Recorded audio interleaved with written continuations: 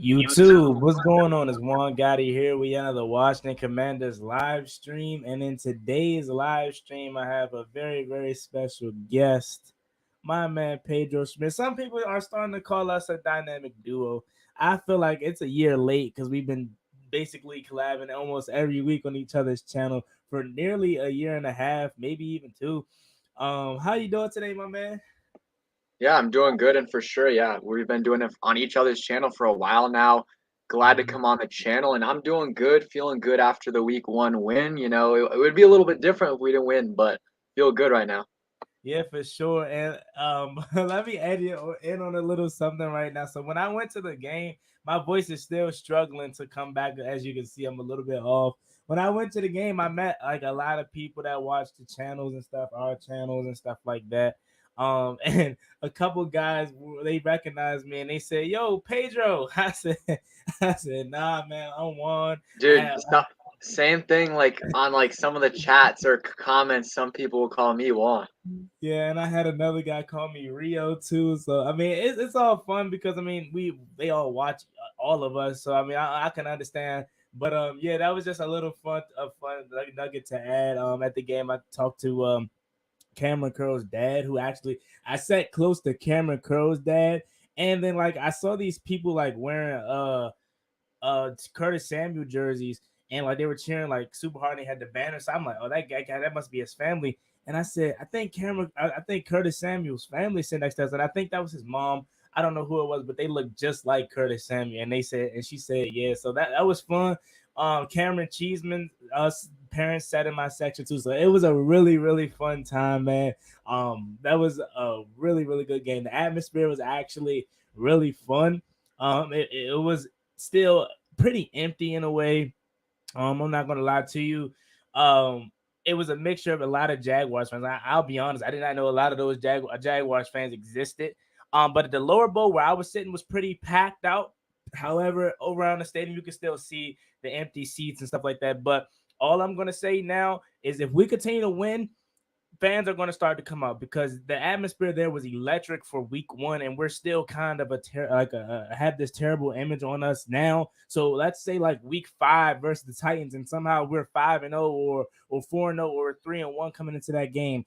It could be a lot of people wearing burgundy and gold at that game. But no, before we now that I got that out the way of how my experience was, what was it like watching it on TV, and what were some of your early takeaways?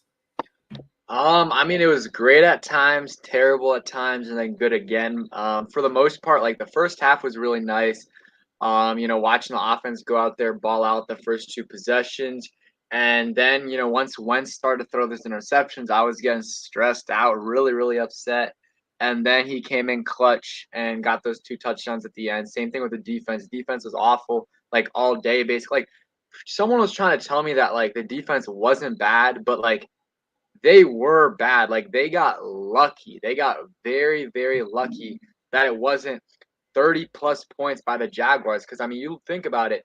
Etienne dropped a touchdown pass. Lawrence missed Etienne on a touchdown pass. William Jackson got burnt so bad, and Lawrence missed. I think it was. I can't remember who it was. So it could have easily been more. But I'm happy the last couple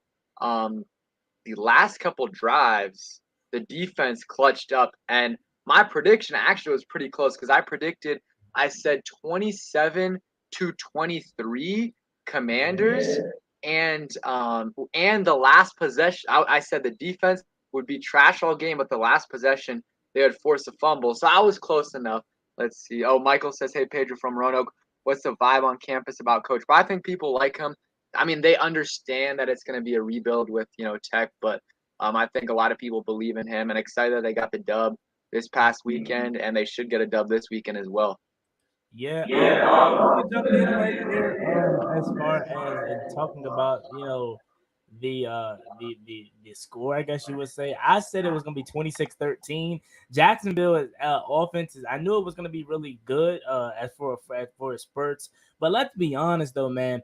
Jacksonville didn't do anything until maybe late in the game that really like they earned in a way. I mean, early in the game, penalties, we kept their drives alive foolish penalties, illegal content, pass interference. And the first 3 plays of the game, there were flags. So I already knew what kind of day it was going to be from the jump. The refs were heavily involved in this game. I mean, especially Bobby McCain pass interference. Are you kidding me? He arrived the same time as the ball. I mean, unless on the TV copy, I didn't see in real life. On the TV copy, unless he had a little tug of the jersey, I don't know. Did you see like a little tug of the jersey from Bobby McCain? I didn't see a tug, but like at least from the TV copy, it looked a little bit like he got there early. But I mean, it was debatable. But like there was others where like one that I didn't talk about in my video that I thought was BS was the Derek Forrest 15-yard penalty where he got head-to-head like helmet. You probably couldn't see it on like when you're there, but like the replay, because it was a head-to-head hit, but Derek Forrest went down to hit Etienne, and Etienne was like, he was pretty much like upright. And then after Derek Forrest goes down to hit him, Etienne lowers his helmet. So like if Etienne didn't lower his helmet or his head, like Forrest would have just hit him in the chest or in the like hip area. But because Etienne lowered it after Forrest already launched, then like Forrest literally could not do anything. That was a terrible call. And it's like, yes, you're trying to get head-to-head contact out of the game, but like that's the offensive player's fault because he put his head down after Forrest did that. So that penalty was terrible, and I think that Kendall Fuller pass interference was questionable as well. Yeah, and I have to agree with you on that Derek Forrest penalty. I said that live in action too. I said he literally initiated the contact. Like he literally lowered his head and his shoulder into Derek Forrest. So it was really nothing Derek Forrest could do about that, but obviously try to not allow that. And I felt like the refs were a little too heavily involved. Now, let's move on, and we're going to talk a little bit about some of the positives that we took away from the game. Shout out to my man Ed Oliver. Shout out to Ed. Go to Ed Oliver, man. Make sure you guys subscribe to him if you haven't already. But I want to talk about some of the positives. Shout out to Jairus too, man. Shout out to Jairus. Make sure you guys go sub up Jairus.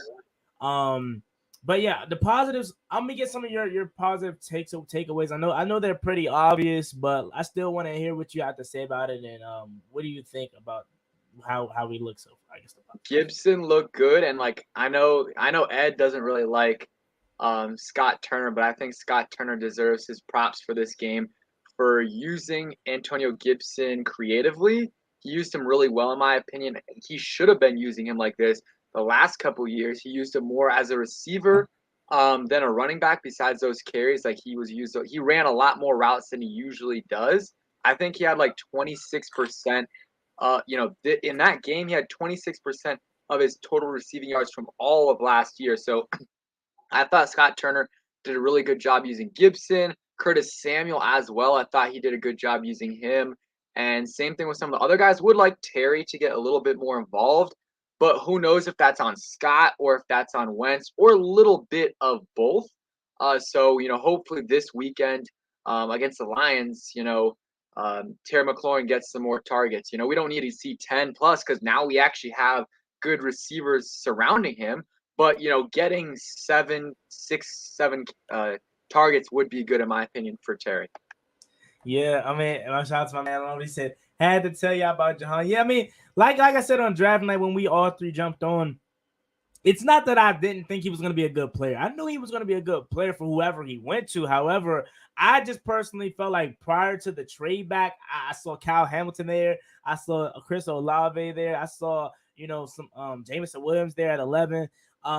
And I thought maybe we take one of those guys. And at the time, I thought, those guys would be a better target because they had obviously the most, I guess clout, we'll say, coming out of the college draft. And then we traded back, which I agreed with. But then you saw how close we were to possibly getting to Kyle Hamilton and stuff like that. And we still didn't. And then we took Jahan Dawson at the time. Didn't know a lot about him. But as the months came along, he grew on me like fast. Like this is probably like the fastest player to grow on me that I wasn't necessarily the biggest fan of at the beginning, but I saw how he was as the demeanor, his press conference, man. He just screamed off Terry McLaurin vibes as a person, not saying as a player, but as a person. Guy smart, graduated with a degree from Penn State, so he's just that guy that's just going to show up and do his stuff and stay humbled while doing it. And again, like that just screams off Terry McLaurin vibes. It's the guy that Ron Rivera wants and is kind of loud. So yeah, shout out to Ed Oliver, man. definitely had to tell me at least about John Dawson a little bit. But shout out to Jarris too. He says Geno Smith Jarris had a bet with Tim that the Seattle Seahawks would beat the Broncos, man. But off topic, quickly to talk about that, man. How good was Geno Smith yesterday, man? I mean, we were all sitting there waiting. I did the live play by play, and I was really surprised to see him play that way. And the way we were just not we, but me, I was waiting to say, okay, here comes the Geno Smith throw interceptions. I mean, he just never made the play. He was actually really, really good, surprisingly. So shout out to Geno Smith. But moving back to some of the positives, yeah, I do agree with you when you say we need to get Terry McLaurin involved more. But when you actually go, like, you can see the whole field in like real life, or if you watch the film after the all 22, there were plays that Scott Turner drew up for Terry McLaurin where he was open multiple occasions, and Carson Wentz either went elsewhere with it or just didn't see him. Key point, there was a play where Scott Turner drew up double wheel routes for Jahan Dawson and Terry McLaurin. And Pedro, I lied to you not, man. They both were wide open on the double wheel routes. You could have picked and choose Terry. Jahan was more open, but Terry was also had to step on a defender too.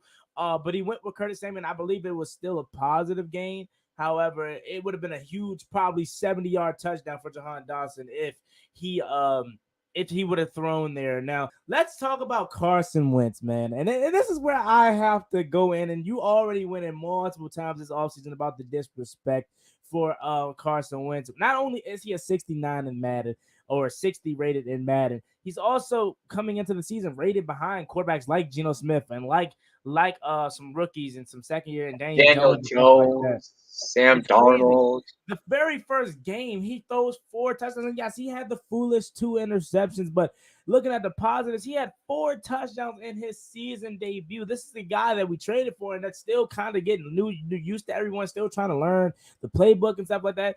Just imagine what he could do in October, November, man. He looked really, really sharp, man. And again, to see it in person, man, it really felt comfortable and good to finally see an NFL quarterback can play at this level. That is what a real NFL quarterback looks like. Love Taylor Heineke to death, man. The best backup in football. But he's not a real NFL starting quarterback for 17 games. You know, Dwayne Haskins, may God rest his soul, wasn't a real NFL quarterback for us, at least. We don't know what he would have done in Pittsburgh. One-legged Alex Smith, Kyle Allen, list goes on. Josh Johnson, all the quarterbacks we had over the years.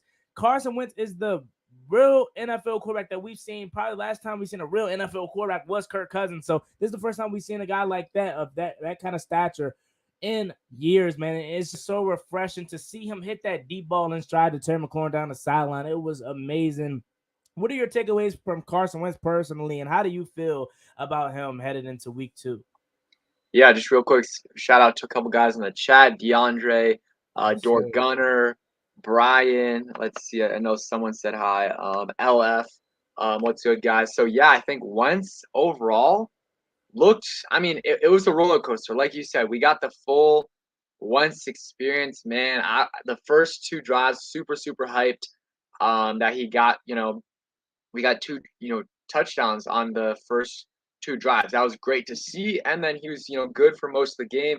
And then those 2 back-to-back drives where he had the interceptions, still, like, the first one was bad. The second one, it was a great play by Trayvon Walker, but still, you got to make sure that, where you're throwing. And then he came back and just was amazing those last 2 drives. But something that I think, like, people have been talking about the 2 interceptions. That is very important. But let's talk about the freaking how many overthrows he had. Like, the first play of the game, Jahan Dotson, wide, wide open, wide open. I can't remember how much it would have been, but it would have at least been 15, 20 yards, maybe more.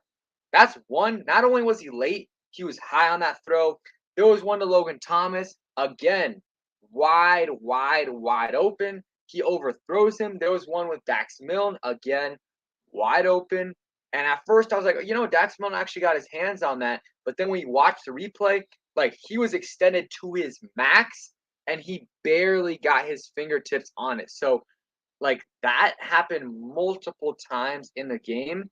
And those are things where, like, yeah, it's not as bad as an interception, but, like, those are big plays that you're, taking off the board. And you also said like the times where he missed like Jahan Dotson and other guys down the field. And that's going to happen every game, but you have to try to limit those things as much as you can. But overall, thought Wentz was good. And I know we're going to get those, terrible plays from Wentz. We just got to try to limit it as much as possible. And those overthrows are something that's very, very correctable. A lot of times it's the mechanics. So hopefully that can get, situated. Yeah, and I definitely think Carson Wentz. And the biggest thing that I liked from hearing from Wentz and the victory speeches, he acknowledged it. He took accountability for having those two picks. Man, he knows that nothing is perfect. He has to still work on. So I definitely have no doubt about the overthrows getting fixed. You talk about Carson Wentz and the two interceptions. I like Scott Turner and what he did the first two drives, and we'll get to Scott later. But actually, next now after we talk about Carson Wentz, because this kind of correlates into it. I liked what Scott Turner did in the first half, the first two drives, but we kind of got away from it. And for the third straight year, and this is what Scott Turner does, but he calls 1,000,001 screens, and not even just screens, but the same overall screen. Like the team that we're going up against isn't going to be able to finally recognize the formation after a while. I swear we called that Curtis Samuel screen about 20 times in that game, man. And on some of them, if it wasn't for Curtis Samuel being able to juke a guy or make a defender miss, it would have got shut down.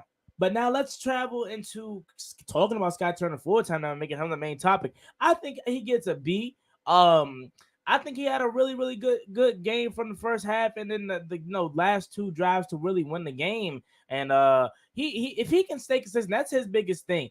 Staying consistent and just having overall self, game awareness. I think also a new one I would like to add to that is if it ain't broke, don't fix it. I mean, we came out the game firing on all cylinders, 9 for 10, two drives, touchdowns, and we only ran the ball one time in those two drives. If it's not broke, don't fix it. I understand you don't want Carson Wentz throwing every single play. I understand that, but we totally just switched the whole time, the whole kind of game, the game plan after we scored the second touchdown, man. And I just think if Scott Turner could stick to one game plan, and unless it's just going, like if we were losing 3-14 and your philosophy was to come in pass, and we're losing 3-14 and it's not working, then you switch it. But there's no reason to switch what was working. Keep your foot on their necks, man. All gas, no brakes for 4 quarters. And I think that's what Washington does. Not just Scott Turner, but the team does. Under Ron Rivera, under Jay Gruden, under Mike Shanahan, years we just constantly get a league and we think we're relaxed, like it's not 4 quarters in football, man. So I personally think once Scott Turner adopts the just if it ain't broke, don't fix it, and just stay consistent, we could blow teams out. Because Pedro, they were sitting in a single high safety majority of the first half. Go deep, man. Send Jahan Dotson, Terry McLaurin down deep. There's no way he has to pick and choose. If he picks and chooses Terry, Jahan's going to be open one-on-one coverage at least down the middle of the sideline of the field with that's going to be Shaquille Griffin, and then Tyson Campbell. If he picks Jahan Dotson, that being Andrew Cisco, their safety. If he picks Jahan Dotson, Tyson Campbell will be one-on-one coverage with Terry McLaurin. Pick your poison.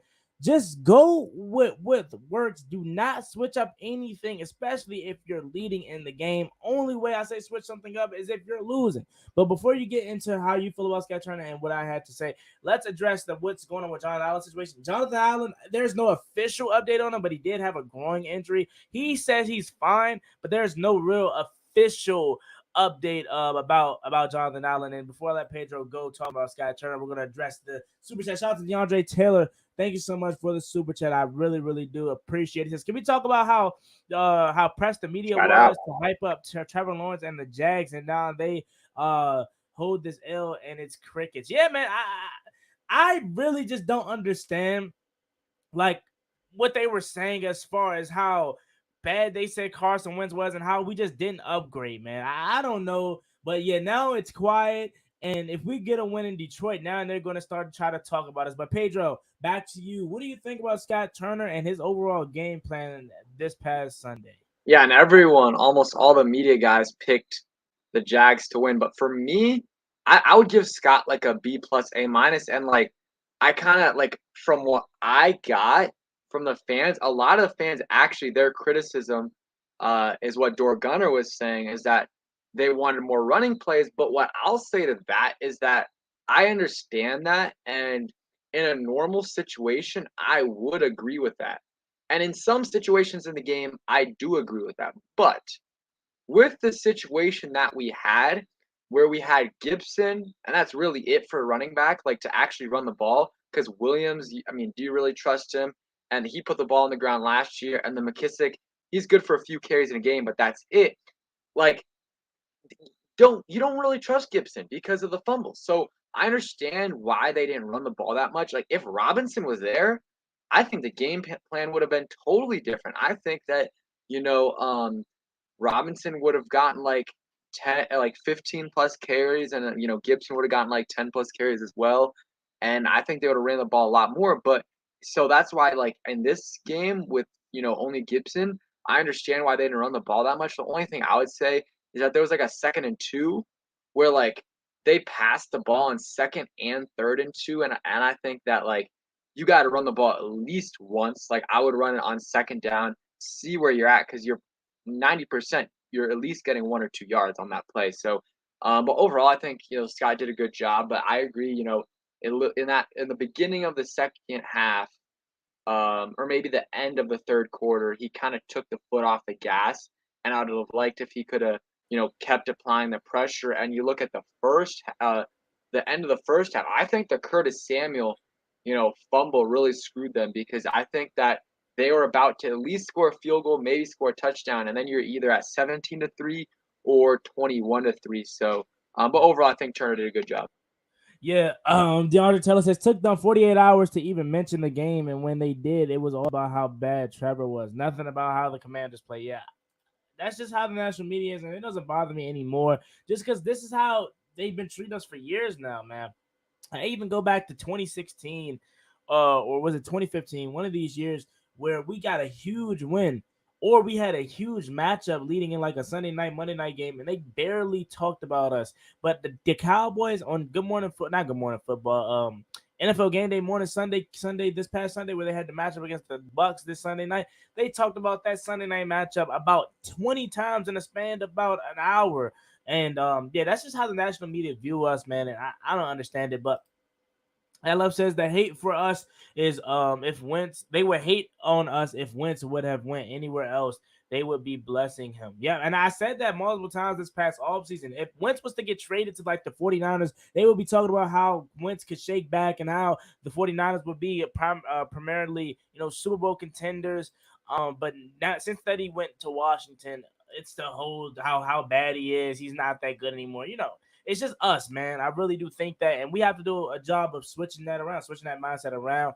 But again, who cares about what the national media thinks at the end of the day? Because we follow this team very, very closely. Me, Pedro, and everyone that's in this chat, we follow this team ins and out. We know the ins and out. We know how good or bad this team is. So we don't need the national media to give us any type of recognition. We know what we're capable of. Brian Harden says, need Cam Curl out there soon. Talk to his dad, Cam Curl. He said he's fine. They're not gonna play him today, but Sunday. But hopefully they play him this week. I think he's gonna play this week. Cam Curl even had an interview at his locker, and he said he wanted to play all 17 games. But since it's not a huge game, it's just week 1. They wanted to sit him out and let him rest up, and he should be playing week 2 versus Detroit tomorrow. First day of practice. We'll see if he's out there. I say this: if this was like week 18, NFC East titles on the line versus the Cowboys, Cam Curl would have played. But again, there's no reason to rush him. Now, let's talk about the last position group on the offensive side of the ball. We talked about pretty much at the quarterback, Scott Turner, the play caller, and we talked about some of the positional players. Let's talk about offense before we transition into the defensive side of things. Offensive line was, for me, really good as far as the pass protection. Andrew Norwell was probably the only one that was had a couple rough plays. And Sam Cosmi, Trayvon Walker, he was silent when Charles Leno was on him, man. Charles Leno was holding his own against Trayvon Walker, but as soon as they switched on the Sam Cosmi side, Sam Cosmi kind of got work. I'm not going to lie to you, but Andrew Norwell was a guy that had a couple bad penalties.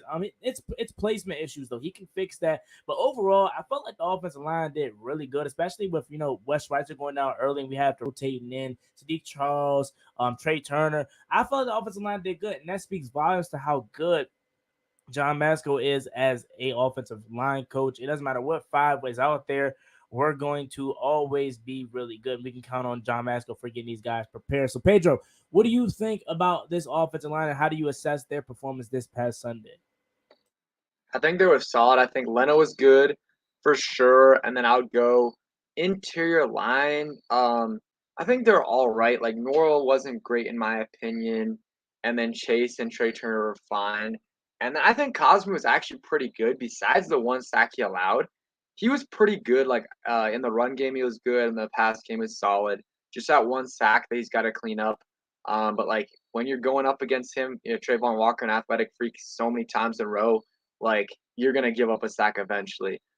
So and then I think Leno, yeah, Leno played amazing. Overall though, I think the line was solid, and hopefully Wes Schweitzer's good, and then in a few weeks, we'll get Larson back, so we don't have to worry about who our backup center is. Because I talked about this a few weeks ago when they made the roster. I was like, bro, we don't have like Wes Schweitzer is our only guy that can play center besides Roulier, and if Roulier does go down, then or Wes Schweitzer goes down too, then they have no one to play center. And right now, Wes Schweitzer's hurt. We don't know if he's going to play this week. So, yeah, I mean that's something that is a little concerning to me.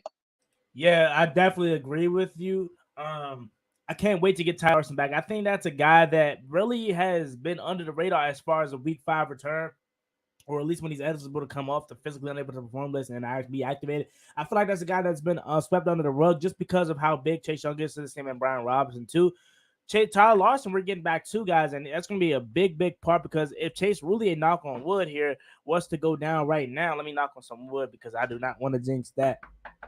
If he was to go down now, we would literally have nobody to play center. We would have to call up somebody off the practice squad because Wes White, like Pedro said, is hurt right now. So we have some injury holes at the center position and at the offensive line as a whole. But I'm totally fine with the line. I know we can clean up some minor things. Um, John Masco is a hell of a coach, and I definitely think we'll be fine. But let's see what the Tom section is talking about before we move over to the defense. So Kevin Thornton says Derek Forrest is our replacement for Sean Taylor. Derek Forrest had himself a really good game. We're going to talk about that when we transition to the defense, but I don't think anyone could be Sean Taylor, man. Just that skill set and that kind of guy, what he meant to this team. I don't think anyone could be Sean Taylor, but Derek Forrest did have himself a really good game. Let's see. Dak, I'm done hearing the wheelchair Wentz talk for the Cowboys fans. Oh yeah, I think Dak. It's unfortunate, man, because I hate to see injuries, man. I don't know how you feel about this, Pedro. You can touch on it if you want to, but I definitely like. I wasn't sad that Dak got hurt, but I was just like, dang, a little bummed out because I wanted to play the Cowboys at its full strength. I didn't want to play Dak. I didn't want to play the Cowboys with Cooper Rush at quarterback. That's what we're gonna get. Obviously, I'm not gonna complain if we beat them. However, I just wanted to play them when they were healthy because when Yeah, we beat them, because I guarantee win regardless. Dak was playing on that week 4. No, I didn't. That was week 3 versus Philly. I'm tripping.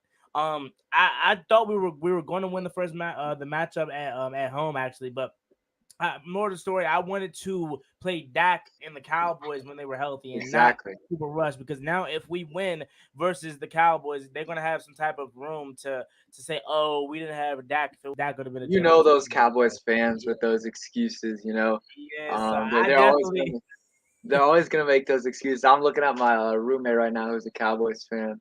yeah, But they that's the thing, especially calling out Cowboys fan talk. That guy, mhm. who's always on the he's on with Philly Mike, Ed Oliver, and the Entertainer. Love the Entertainer, Ed and Philly Mike, but Cowboys fan talk.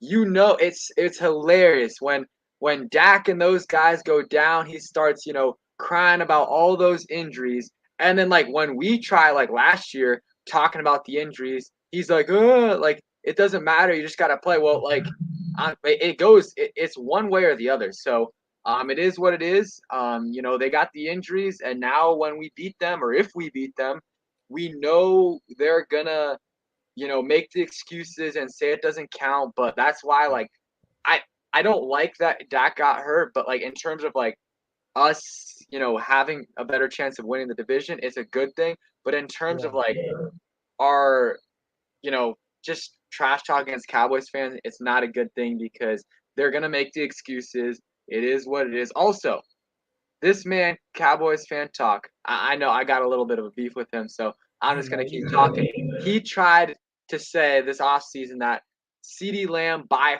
far was the best receiver in the NFC East, and like I don't think that's remotely true. And he's always struggled with drops. He hasn't been great, and like I mean, it's only been one game, but like that one game partly showed it. He had 2 catches on 11 targets, had a few drops. I think in terms of separation, he was ranked the 69th receiver in the NFL after week 1 in terms of how much separation he was getting per per route. So don't even compare CeeDee Lamb to Terry McLaurin and even AJ Brown at this point, because I think both those guys are better than CeeDee Lamb. Like CeeDee Lamb has not proved anything yet in this league. Like when your owner says you're not even a number one, that he needs to step up, like like yeah, that's all. Yeah, I mean, now that we're on the Cowboys talk, because I did have Dak Prescott to talk as a topic of the show, we can now talk about that. Yeah, I don't think CeeDee Lamb is remotely close to Terry McLaurin, AJ Brown, or even I would take Devonta Smith over CeeDee Lamb at this point. Honestly, you look at our roster. I mean, you could even say a healthy Curtis Samuel is better than CeeDee Lamb. I mean, I feel like the Cowboys made a huge mistake of letting go of their best weapon in Amari Cooper. I understand the contract and he wanted too much money or something like that went down with the Cowboys and the reason why they parted ways with Amari Cooper. However, I felt like the Cowboys didn't do a good job of getting more weapons around Dak Prescott. I mean, CeeDee Lamb, he's getting a run as a wide receiver one, and he's not off to a good start, and now he'll be without his starting quarterback. So that's looking like that's going to go up and be terrible. And I think a lot of people, I want to say, paying too much attention to the Dak Prescott injury because that's their quarterback and he plays for probably the most, I would say, biggest team as far as the worldwide goes. He plays for the Cowboys, so obviously he's going to be the topic of discussion. But we got to talk about how, besides that, they still didn't look good. I mean, the only person that honestly looked good for the Cowboys Sunday night was maybe Michael Parsons and Ezekiel Elliott. But overall, other than that, they didn't look good regardless of the fact Dak Prescott, because Dak Prescott, I just saw it like earlier today.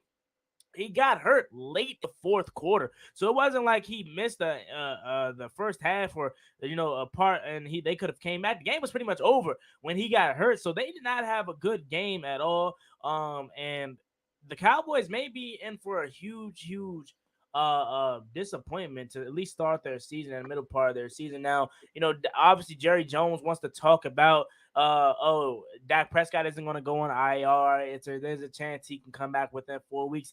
Bring him back in 4 weeks if you want to. That's going to be probably a week after our game or maybe even a week of. But bring him back if you want to. Rush him.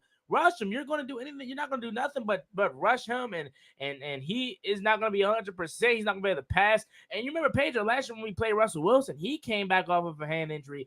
I believe may actually be the same injury that Russell Wilson sustained last year versus us, and he wasn't 100%. He wasn't able to put passes on the money how he normally was able to. So, hey, be my guest, Jerry Jones. Brush him back in 4 weeks if you want to. I'm all for it. But anything else you have to add to the Dak Prescott talk before we move on to our defense and their performance this past Sunday versus the Jaguars? Yeah, wait, can you repeat the question real quick? My thing was lagging. No, you're good. I was just saying anything else you had to add on to the Dak Prescott talk and his injury and the Cowboys situation before we move on to the defense. Yeah, I agree with you in terms of like most of the things you said about Dak, especially like they were not even gonna come close to winning the game if Dak played the whole game. And what's up, Skins fan all day? Appreciate you coming through, my guy there. But yeah, I don't think Dak was healthy. Don't think they would have won the game. Not even close. He was playing terrible. He was awful in the game, and it is what it is. Like that same guy, Cowboys fan talk, was making the excuses for Dak that he has no weapons. He has no receivers, which, I mean, according to him, he's got the best receiver in the NFC East, one of the best top 5 receiver in the NFL. So, I mean, I guess according to him, he has a great receiver, and he said they had no O line and stuff like that. Which, I mean, I guess is true to an extent, but he's gotten spoiled. Dak's been spoiled the last few years, having some of the best weapons in the league. But yeah, that's all I have to say about Dak and the Cowboys. We'll see when he comes back. And first thing I thought about when the news came out that the recovery time is going to be quicker was Russell Wilson. I think it's going to be a mistake to bring him back early. Bring him bring him back against us. That would be fun because I know if Dak comes back against us, we'll win that game. Or I don't know, but I'm very confident because there's no way with a fractured thumb for him to come back in 2 weeks, 3 weeks. There's no way he's going to be the same player. I think for them, it's a mistake to bring him back early. I think he's going to be bad, and maybe even he'll be bad for a while until it fully recovers, and it might not fully recover if he comes back early. Yeah, I mean, and you talk about, maybe it not being able to fully recover, because think about it like this: even if he does sit out 4 to 8 weeks, right? When he comes back, he's probably going to be a little bit nervous to, not just throw the ball, but he may get nervous when a big defensive lineman is getting pushed back into his lap now. You know what I'm saying? That may be over his shoulder. And then him getting hits, taking hits to the hand, because he said multiple times he thought it was just jammed it because he done it multiple times before. Head has hit a helmet multiple times and he's been fine. So maybe that's going to be a little bit of something that's going to haunt him for the rest of the season, even when he returns. Now, but moving on to the last part of the Cowboys topic, Cooper Rush is more likely not going to be their starting quarterback. There has been talks about them wanting to trade for Jimmy Garoppolo, but I don't think that's going to happen. If it was a season-ending injury, it would be something different. But since the fact that he's going to be coming back this year, they're not going to trade for Jimmy Garoppolo. They're probably going to roll with Cooper Rush. And Cooper Rush, let's be real, it doesn't scare anybody. So the time we see the Cowboys, man. Let me actually look at their upcoming schedule. By the time we see the Cowboys, I think they play the Bengals this week. Let me double check. And the Cowboys, or the Bengals rather, are coming off of a salty loss. They're gonna have a sour taste in their mouth about that one. And yeah, they're playing the Bengals. They could definitely, by the time they see us, could be in some trouble, because after they play the Bengals, I think they had to play let's see, after the Bengals, they go on to play the Giants, who doesn't seem like an easy win, and it's a division game too, so it's never easy. But if Saquon Barkley continues to play how he plays, they could very well be 0-3 headed into the Week 4 matchup against us. I think they probably still would beat the Giants, maybe with Cooper Rush, but they'll probably be 1-3 in the game versus us. So it can get out of hand quickly for the Cowboys, and by the time Dak Prescott comes back, it'll probably be no point. Their season will put a wrap on it. But enough talk about the Cowboys. Let's get back to the burgundy and go here. We talked about the offense. We talked about these other the offensive coordinator Scott. Let's talk about the defense. Let's start with the negatives, or some bad news and negatives. So Phidarian Mathis, as you guys know by now, he did tear his meniscus, and he will be out for the rest of the season. That is a huge blow to this defensive line, especially this D tackle that's already been weak because we have no depth behind Jonathan Allen and Deron Payne. Jonathan Allen, next player who actually sustained a growing injury. We cannot afford to lose him for any time. He said he's fine, but we definitely don't know that for sure until he actually practices and see how he feels the next day, because that's Ronald's very biggest thing. Okay, John Allen practice on a limited basis, but how does he feel the next morning is the most important thing. That's Ron Rivera thing. So we're not out of the clear with Jonathan Allen, although he definitely cleared himself to say he's fine. We'll definitely see, though. But talking about the defensive performance, how do you feel about it overall, Pedro? What are some positives and what are some negatives that you have took away from Sunday's game versus the Jags? I think the defense got pretty lucky in terms of the amount of points they gave up. I mean, partly they gave up 22 a lot. Some of that was because of the Wentz interception, the interceptions. But I think the defense, though, if you think about the ETN play where he dropped it, the ETN play where Trevor Lawrence overthrew him, the play where William Jackson III got burnt and Trevor Lawrence missed him, like they could have given up a lot more. But some guys stepped up. Deron Payne, Derek Forrest, Jonathan Allen, they stepped up. And, they were able to, shut them down the last couple of drives of the game, which was clutch, really, really clutch. So shout out to them there. And I would say, though, William Jackson III and Kendall Fuller, were not good, especially William Jackson III. He was terrible. Looked lost out there. Penalties, getting burned, all of that stuff. Kendall Fuller, pretty much the same thing. What's up, Dubs family? Also getting burned, also having penalties, also missing tackles. So those two need to step up. And one thing that I've been saying it, but I know some other people have been saying it as well. I've been saying this for like 4 months, 5 months in terms of like when I was making my videos about what we should do in free agency, what should we do right after the draft. It was let's get some better linebackers, let's get some more D line depth, let's get some more edge rushers and interior guys, let's get some more cornerback depth. Of course, they didn't do any of it, and it's honestly already coming to bite them in the you know what when Phidarian Mathis is out for the year. So, I've been saying it for a while. Their D line, interior D line depth is not good, even with Phidarian Mathis healthy. Now with him out, they're screwed. Like Allen and Payne cannot play 100% of the snaps. They need someone else. They could have, signed someone 4 or 5 months ago, and now they signed an undrafted free agent out of Pittsburgh that I'm sorry, he's not gonna or who played for Pittsburgh this year. He's not gonna make a huge impact, or at least I don't think so. Like they should have signed someone a while back, Akeem Hicks, anyone like that. Star Lutulelli is still there. What's up, Philip? What's his name? Ndamukong Suh is still out there. And then the same thing with every other position on this defense, besides maybe safety. The depth is bad, and they're one injury away at all those positions from really being screwed. You look at linebacker, like one injury away from playing Bostic 100% of the snaps. You look at edge rusher, you're one injury away from starting James Smith-Williams and Casey Toohill. Cornerback depth, same thing. You're one injury away from starting, Tariq Castro Fields. So D-line depth has been a problem. They knew it was a problem, and they didn't address it. So, the starting defense, they're going to have to stay healthy because if not, the depth besides the safety position, which I like the depth there with Cam Curl, McCain, and then Force, and, Butler is probably going to get better as the season goes on. I don't like the depth besides that. Yeah, I want to talk about the depth. I think Ron Rivera, he felt like getting Phidarian Mathis. Obviously, we didn't know he was going to get hurt, but he felt like Phidarian Mathis already having Daniel Wise on this roster and David Bada. He probably thought he had a good depth, there at the position. Now Phidarian Mathis goes out. You're looking at Jonathan Allen and Deron Payne, and what's behind him? Daniel Wise. Daniel Wise is okay, but is he someone that you trust to play a significant role now in Phidarian Mathis? I don't know. And then you talk about the veterans, and Ndamukong Suh, Star Lutulelli out there, and Limbaugh Joseph. Those are the main big three.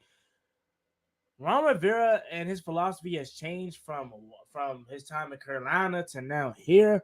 He wants to go more of the young route. So I don't know if Ron Rivera signed a veteran free agent. He may change his mind and actually do it because desperate time comes from desperate measures. Star Lutulelli still out there. He had some type of connect with him, obviously, with his time back in Carolina.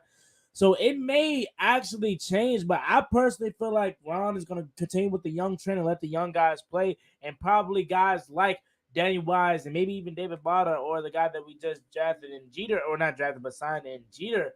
He may get called up, and again, I don't know how comfortable you are with that, but if it was up to me, I definitely would sign one of these agent veterans in Ndamukong Suh or Star Lutulelli or even Limbaugh Joseph. But Ron Rivera's philosophy is different, and we'll have to see what he does. He already addressed it and said we do need defensive tackle help. So we'll see how he addresses that. But moving over to some of the positives, Pedro, obviously we know Derek Forrest and stuff like that. But what were some of the positives on the defensive side of all that you could take away from the game versus the Jaguars? Like you said, Derek Forrest I like what he did. I like what Deron Payne did. He was an animal. Him and Derek Forrest were the two MVPs. I can't get to one of them. Both those guys were insane. I think Allen looked pretty good, and I think Montez Sweat was solid as well. Would like him to get a sack, but he got pressures. He got that pressure at the end of the game, the forced interception. So Sweat was good. Even Casey Toole was good at times. I didn't like the linebacker play though. I'm trying to think of who else. Benjamin St. Juste was honestly not that bad. Like He had like one penalty and got beat like one or two times, but not for anything crazy. So I think Benjamin St. Juste was also a pleasant surprise.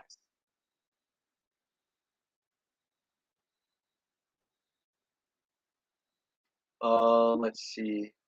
Just gonna keep it going until Long gets back. But yeah, did not. And let's go on to linebacker because it was. I don't know if it was just me. I did not think Jamin Davis played well. I know some people on Twitter though really thought he played really well. I saw someone say, Stunna say that that people should apologize to Jamin Davis. I don't agree with that. I don't think Jamin Davis played that well. And like the first drop, Lawrence, like Travis Etienne burned Jamin Davis. Like Jamin Davis wasn't even close. And Lawrence just missed Etienne. But if you would have made that pass, which almost every quarterback in the NFL can make, that doesn't have the jitters, it would have been a touchdown. And I don't think he tackled well. And he did have that sack that got called back, but I didn't think Jamin Davis looked good. I also didn't think Cole Holcomb looked good as well. So both those guys really, really need to step up next game. But yeah, I talked about the guys that impressed me though were Benjamin St. Juste, Forrest, Payne, and Sweat really. Yeah, those guys played well. I definitely feel like Jamin Davis, he looks better than last year. He obviously still isn't. Yeah, I'm good. I just went to go get a bottle of water. My bad. But I feel like honestly, Jamin Davis, okay, he didn't have the best day, but he definitely looks improved. He looks more comfortable. I think as the season goes on, he will get better. But if he's like still not like not, I wouldn't say elite because it takes time to get there. But if he's not making significant improvements by the end of this season or later parts of this season, you may have to start questioning the coaching, and that being Steve Russ. But I definitely feel like Jimmy Davis, he didn't play the best, but he definitely looks more comfortable, and he looks like he's there to play free. And as for Cole Holcomb, I was surprised to see him not play, not one, just not play as well, but two, not play like and not energetic, but play lazy. Like let's call it what it is, right? He obviously didn't finish tackles, and someone just brought it up, right? He definitely that's not Cole Holcomb like. Cole Holcomb's a guy that typically flies around, makes hits, and finishes tackles and plays till the whistle is blown dead. And he didn't do that. So it is interesting to see how this linebacker unit is going to play moving forward. Are we going to see more John Bostic? I personally don't want to, but we may have no choice. Because maybe he provides better playing at the moment, but I don't think so. But we'll see. But yeah, that's how I feel about Jamin Davis and Cole Hogan and the day that they had. I think they'll get better. I think they'll get fixed. But moving over to close the show now, let's talk about at least the first look to turn the page. Let's turn the page on the Jacksonville Jaguars and put a bow on it, and we won. But now it's time to turn your heads to Detroit Week 2 in Detroit, a place that was rocking, sold out crowd for Week 1. Versus the Eagles, and secondly, we just don't play well in Detroit. Honestly, I remember the last time we went down there, we literally lost. Matthew Stafford ripped our hearts out in less than 13 seconds. So we don't play well in Detroit. And this is a team that is very much improved under Dan Campbell this year. The first game they lost by 3 points. They were down huge at a point, and then they came back and they had a chance to win late. This is a team that if you throw 3 interceptions against like we did, or 3 turnovers, I should say, like we did versus the Jaguars, we're probably going to lose this game because this is a team that we have to score at least 30 points to play to win. This offense is really, really good. When they feature a guy like DeAndre Swift, who had a hell of a day on the ground against the Eagles, and that's something that concerns me. He didn't stop the run well either, so he could have a good day mixing in Jamal Williams. And then you have TJ Hawkinson, Amon-Ra St. Brown, who's really, really good. Also, they have DJ Chark, and this is a team that put up 35 points in Week 1 without Jameson Williams, who's possibly going to be the wide receiver number 1 when he comes back. That offense is good over there. Not to mention the offensive line is really stout too. So this is a team that could be sneaky scary, especially they're going to be playing a little bit harder than they because that sour taste going to be left in their mouth because they wanted to go out there and play immediately after they saw the tape versus the Eagles. So the one mistake that they made, they could fix. They win that game. So they're going to be playing hard. So we're going to have to show up with our A game, man. We really are. But what are your first looks at the Lions? What are some things that that scare you? I guess you would say, and some things that you think Washington could take advantage of, and how do you see us possibly? What do we have to do to win this game? Yeah, and I got to go after this, but I think the secondary is very concerning to me because, and you know, thankful Jameson Williams isn't playing this game because I think he would cut us up. But if Christian Kirk and Zay Jones were cutting up our secondary, then like I think Armon St. Brown and what's his name, DJ Chark will be able to do the same unless some adjustments were made. So I'm scared about that, and also about what's his name, uh, DeAndre Swift, because we got Phidarian Mathis out. Payne and Allen aren't going to be able to play the whole game. So I mean, it's going to suck. It's going to be tough. So the linebackers are going to have to step up, fill those gaps, and be disciplined in the run game. Be able to get those tackles. Can't be missing that many tackles because yeah, it's a really really solid running back, and also it's just going to be it's just going to be tough for this D line without Phidarian Mathis. Rocket, I mean, I think they were. I mean, like I mean, maybe not on the stat sheet. Like William Jackson III got burnt for it could have been a 70-yard touchdown if Trevor Lawrence actually made the throw. I mean, yeah, they were literally dropping the touchdowns, but you can get burnt, Rocket, without giving up a reception. Like you can still get beat, and that happened in this game. You can't I don't know. Maybe Juan, you have a different thought, but I didn't think William Jackson III and Kendall Fuller played well. I don't think they did, and they were getting burned. That's just me though. Yeah, and if you have to go, I appreciate you for stopping by. Pedro, thank you so much for stopping by. If you guys go subscribe to Pedro on the road to 9,000 subscribers, his link will be in the description, and I'll be on this channel probably tomorrow or Thursday. So make sure you guys come over there for that. But man, appreciate you for coming on again, and have a good night, my man. Man, thanks, right, man, and yeah, we'll have you on soon. Appreciate it. Peace. All right, guys. So to answer that question right there, right. They were literally dropping touchdowns, right? I honestly, you know what I'm saying? That's luck, you know what I'm saying? Because not every team is going to drop touchdowns like that, So they were cooking us, right? But we just got lucky, If you go up against Philly, AJ Brown isn't dropping that, Devonta Smith isn't dropping that. I don't think Boston Scott is if he was Travis Etienne or even Miles Sanders.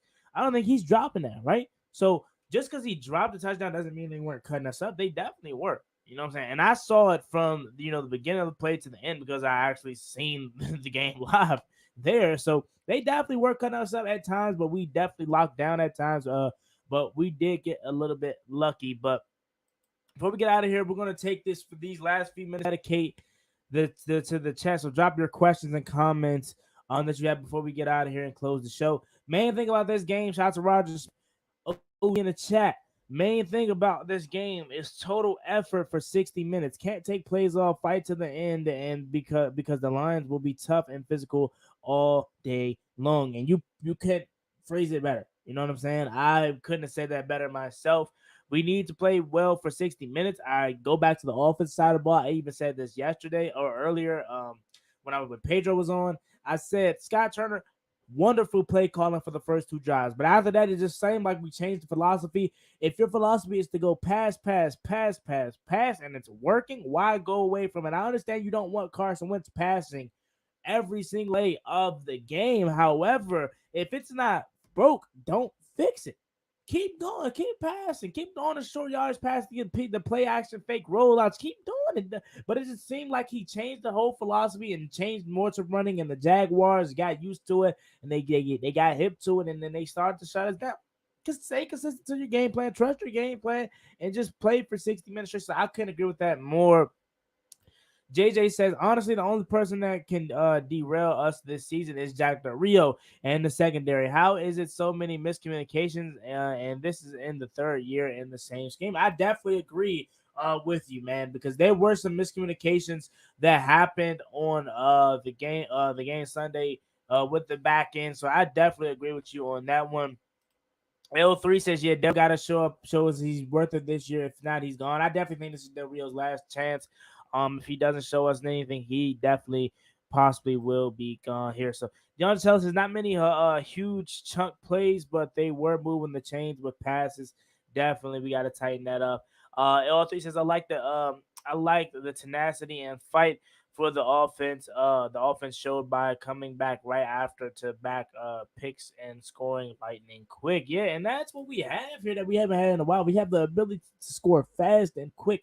It have to be long, methodical drives all the time, which that is something that I would not mind if that was the case. But we don't have to have slow, methodical drives anymore all the time. We could score in 1, 2, 3 plays, and you see a 3 play 68, 78 yard drive touchdown like that, right? So I definitely think we have the capability to do that. And we responded fast.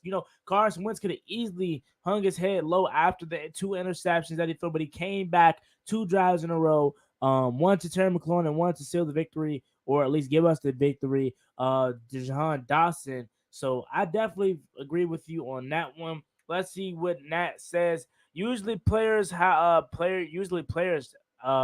plays how he practices. Good practices get the good game. Bad practices, be careful. Definitely agree with you on that one. Let's see what else. Catfish says, y'all sleeping on 22. Lord have mercy, is Percy Juice in the boost.